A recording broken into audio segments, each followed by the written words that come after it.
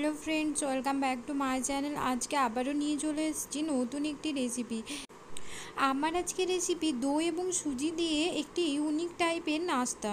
সব সময় বাচ্চারা একঘেয়েমি নাস্তা খেতে একদমই পছন্দ করে না, এছাড়া বড়রা আমাদেরও ভালো লাগে না। তো সেই জন্য এখানে আমি 1 কাপ সুজি নিয়েছি এবং তার সঙ্গে মাপ করে 1 কাপ মতো, একটু কম ছিল, টক দই নিয়ে নিয়েছি। এবার তার সঙ্গে স্বাদ মতো লবণ ও স্বাদ মতো চিনি, স্বাদটিকে ব্যালেন্স করার জন্য ভালোভাবে নিয়ে একসঙ্গে ফেটিয়ে নিচ্ছি। এটি কিন্তু ফেটিয়ে 10 থেকে 15 মিনিট রাখতে হবে। ইনস্ট্যান্ট যদি নাস্তা বানাতে চান তাহলে অবশ্যই 5 মিনিট মতো রাখবেন, যদি হাতে সময় না থাকে। সত্যি বলছি, নাস্তাটি খেতে এতটাই সুন্দর হয়েছিল, আপনারা একবার না বানিয়ে খেলে বুঝতেই পারবেন না। আর এখানে দেখো, আমি অল্প অল্প করে জল ঢেলে ঢেলে এটিকে মাখিয়ে নিচ্ছি। কারণ কি, যেহেতু সুজির মধ্যে অনেকটা পরিমাণে সুজি ফেপে যায় জল পেলে, সেই কারণে সামান্য সামান্য জল দিয়ে একটু একটু করে ব্যাটারটি তৈরি করে নিচ্ছি। আর ব্যাটারটি কিন্তু একেবারে পাতলা ব্যাটার তৈরি করলে চলবে না, আর একেবারে মোটাও রাখা যাবে না। তো সেই জন্য ব্যালেন্স করার জন্য সামান্য সামান্য জল দিয়ে আমি তৈরি করে নিচ্ছি। এবার আমি এখানে একটি তাওয়া নিয়েছি। তাওয়ার মধ্যে কিন্তু সাদা তেল ভালোভাবে গরম করে নিয়েছি। আর আপনারা চাইলে এই নাস্তাটি কিন্তু কড়াইতেও তৈরি করে নিতে পারেন। তো এবারে তেলটিকে পুরো তাওয়ার মধ্যে ঘুরিয়ে নিয়েছি।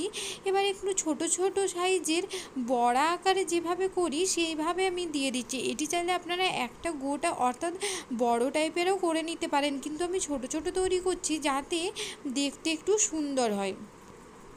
আর এছাড়াও যদি বাচ্চাদের টিফিন বক্সের জন্য বানিয়ে থাকেন তাহলে যাতে টিফিন বক্সে সুন্দরভাবে অ্যাডজাস্ট হয়ে যায় সেই রকম সাইজের করে নেবেন। আর এছাড়া চাইলে আপনারা একটি বড়ও তৈরি করে নিতে পারেন। আমি এখানে এগুলি নামানোর পরে আরেকটি বড়ও তৈরি করে দেখাবো, আপনাদের যেটি সুবিধা হয় সেই রকমই বানিয়ে নেবেন। আর গরম যেহেতু অনেকটাই পড়ে গেছে, তো সেই কারণে খাবারের মধ্যে টক দই রাখা কিন্তু খুবই জরুরি।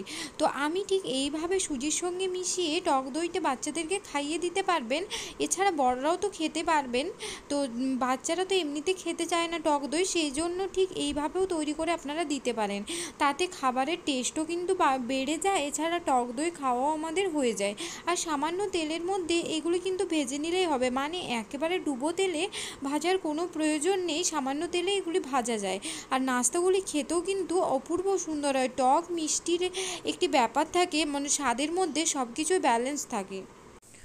উপরটি কিন্তু একেবারে শুকনো হলে চলবে না, একটু যাতে ব্যাটারটি ভেজে ভেজে থাকে সেই অবস্থাতেই আমি কিন্তু এখানে কাঁচা লঙ্কা চিড়ে নিয়েছি আর দিয়ে দিচ্ছি চৌকো করে কাটা পেঁয়াজ, এছাড়াও গ্রেট করে রাখা গাজর ও কুচি করে রাখা টমেটো। এছাড়াও সবজি হিসেবে আপনারা বাঁধাকপিও দিতে পারেন। আর এই যে ওপর থেকে দিয়ে দিচ্ছি একটু কুচি কুচি করে রাখা ধনেপাতা। ব্যাস, এই সবজিগুলো দিয়ে ভালো করে উল্টে পাল্টে ভেজে নিতে হবে।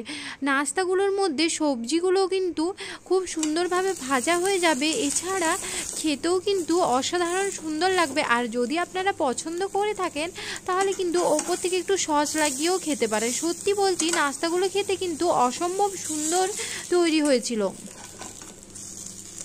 এবার দুটো পিঠ হালকা লাল লাল করে ভেজে আপনারা এখানে নামিয়ে নেবেন। এবার আমি বাকি ব্যাটারটা দিয়ে একটি বড় সাইজের করে আমি দেখাচ্ছি। এখানে সেম পরিমাণে তেল নিয়ে নিয়েছি। এবার বাকি ব্যাটারটি একটু হালকা বড় সাইজ করে যতটা ব্যাটার ছিল সবটাই আমি দিয়ে দিয়েছি। এবার এটিকে একটু এপিট ওপিট উল্টে পাল্টে ভালোভাবে ভেজে নিয়েছি। এবার এখানে আমি সস দিয়ে দিচ্ছি। এখানে আমি টমেটো সস নিয়েছি, এছাড়াও দিয়ে দেব চিলি সস। আর আপনারা যদি আরও কিছু সস অ্যাড করতে চান, যেমন হচ্ছে তেঁতুলের সস বা যে কোনো সস আপনারা দিতে চাইলে এর মধ্যে দিয়ে দিতে পারেন। তো সব সসগুলিকে ভালোভাবে আমি এটির গায়ে লেপে নিচ্ছি। একটি চামচের সাহায্যে পুরো চারধারে লাগিয়ে নিলাম। এবার আমি এর মধ্যে সেম আগের মতো করেই সবজিগুলো অ্যাড করে নেব। আপনারা যা যা সবজি অ্যাড করতে চান বা আগেই বলেছি সব কিছু অ্যাড করতে পারেন। এখানে আমি পেঁয়াজগুলো একটু কুচি কুচি করে কেটে নিয়েছি। তাতে কী হবে, প্রতিটি বাইটে যখন এটি খাবো খেতে কিন্তু অসাধারণ সুন্দর লাগবে। প্রতিটি বাইটে পেঁয়াজগুলো আসবে এবং খেতে দারুণ স্বাদের হয়। আর এখানে গ্রেট করে রাখা গাজর দিয়ে দিচ্ছি। এবার সব কিছুই এক এক করে আমি ছড়িয়ে দিচ্ছি। আমার এই নাস্তাটি তৈরি করতে 10 মিনিট মতো সময় লেগেছিল। সত্যি বলছি, নাস্তাটি কিন্তু এতটাই চটজলদি হয়ে যায় আর চটজলদি খাবারের মধ্যে এতটাই সুস্বাদু হয়ে যায় যে আপনারা না তৈরি করলে ভাবতেই পারবেন না। আর এখানে ওপর থেকে কিছু সাদা তিল ছড়িয়ে দিচ্ছি, তাতে দেখতেও ভালো লাগবে আর তিলের ফ্লেভারটিও খুব সুন্দর আসবে। দেখতে পাচ্ছ, এবার ওপর থেকে একটু ঢাকা দিয়ে দিয়েছিলাম। সত্যি বলতে দেখতে যতটা সুন্দর হয়েছিল, খেতে কিন্তু তার থেকেও অনেক অনেক বেশি সুন্দর হয়েছিল। আর আমার আজকের রেসিপি আপনাদের কেমন লাগলো অবশ্যই কমেন্টের মাধ্যমে জানাবেন। ভালো লেগে থাকলে লাইক, কমেন্ট ও শেয়ার করে দেবেন। ধন্যবাদ।